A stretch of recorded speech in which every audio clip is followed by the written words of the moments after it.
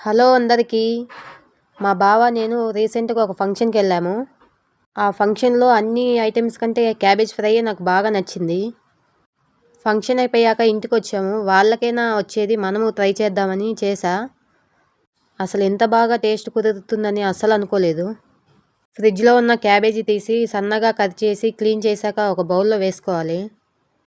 Cabbage fry కోసం 1 cup శనగపిండి, 1/2 cup cornflour, crispiness కోసం బియ్యం పిండి వేసుకోవాలి. 1 స్పూన్ కారం, సరిపడినంత సాల్ట్, కొద్దిగా అల్లం వెల్లుల్లి పేస్ట్ వేసుకోవాలి. క్యాబేజీ ఫ్రై కలర్ఫుల్గా ఉండాలి అంటే కొద్దిగా ఫుడ్ కలర్ వేసుకోవాలి. క్యాబేజీ వేసిన ఇంగ్రీడియంట్స్ అన్నీ బాగా కలుపుకోవాలి.